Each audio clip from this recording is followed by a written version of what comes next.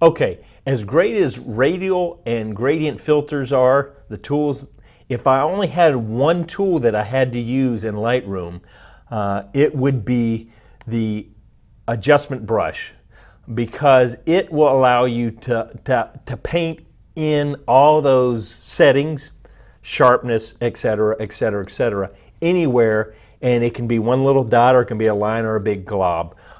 It is a do-all, end-all tool that you're going to be able to use to really shape your image.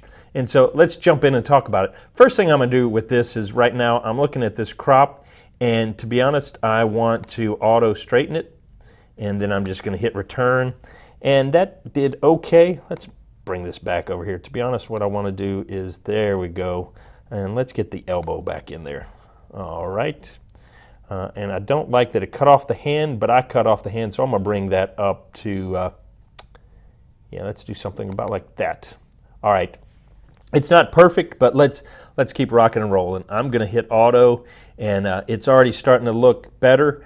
But let's bring it down a little bit, because what I'm going to do is I tend to like to have it a little darker, and then now what I can do is I can come in with my adjustment brush, bring up the exposure, maybe for her, she's young enough, I could do just a touch of clarity, open up the shadows just a little bit, and I've got my brush where I can do a right bracket to make it bigger, left bracket to make it smaller, but I also can increase the feather size. So you see here, you've got an inner circle and the outer circle, and that represents a transition of the feather. So I can come in here and I can drop this down, and so now if there's no feather, it's just a straight circle. If there's a big feather, it's a huge puffy circle around the outside. And then flow represents how fast the effect is going to be applied.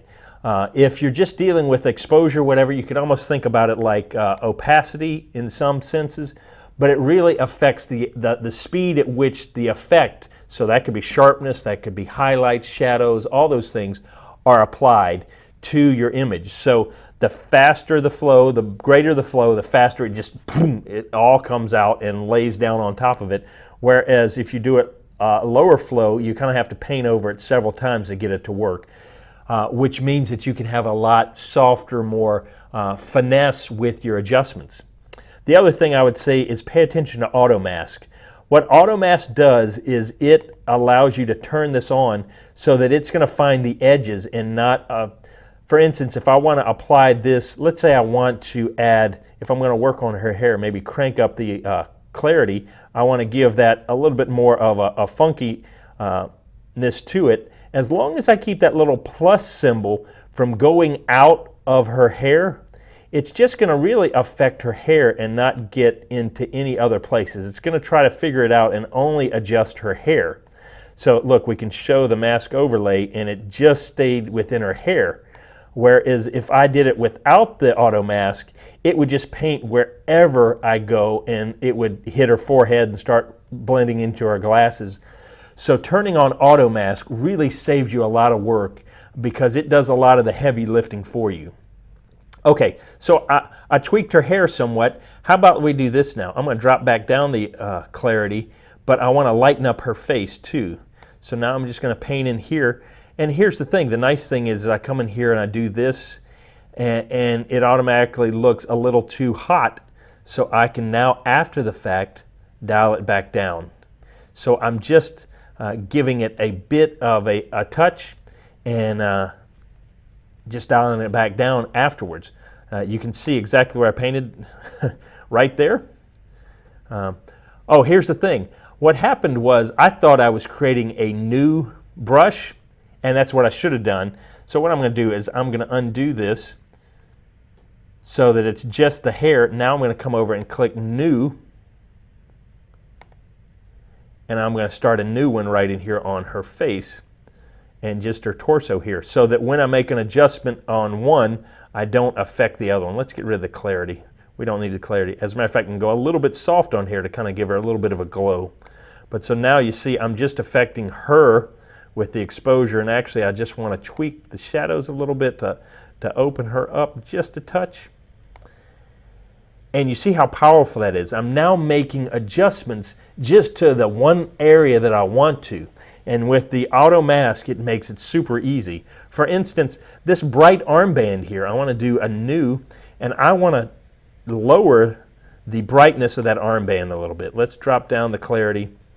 And I'm going to come in here and I'm just going to paint in this area and knock down that armband here. Now here's the thing. Let's see whether or not it affected.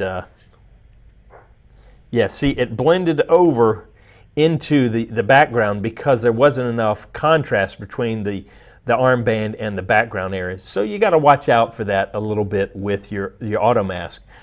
So what I'm going to do is I'm going to make this smaller, and I'm just going to keep the auto mask on, but I'm going to make it a little bit easier for that to work.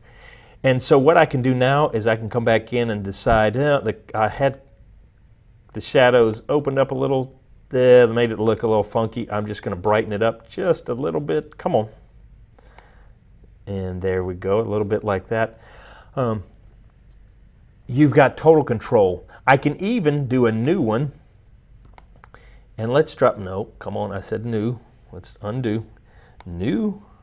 And now I'm going to drop the exposure, and I'm going to make a big brush, and I can come on the outside here and just kind of paint my own little vignette if I want. And the great thing is once I do it, I can readjust it. I can make it just a skosh of what it used to be, dropping the opacity, but I've got full control. And this is such a great tool to use. Like I said, it's the only one, if I had to pick one tool that I use for the rest of my life in Lightroom, it would be this one. Now you've also got some options here to set some preset brushes, A and B, that have the size, feather, and flow already dialed in. And you've also got the erase, like I showed you with using it for the gradient filter. I can come in, if I went too far, like on the armband here, I can just come and paint on the edges here. Let's make sure I've highlighted that. You got to click and activate that layer, that mask. But then now I can come in and paint right up to the edge there and get rid of any overflow if I need to. And so this is a super editing tool that you can use and adjust. And remember, once again, it lays right on top. So if you screw up, it's no big deal. Just get rid of it and start it over again. Now that you understand about flow, feather, size, and all that, and how to work it, you can get in there and really customize and craft your image a lot more strategically using the adjustment brush.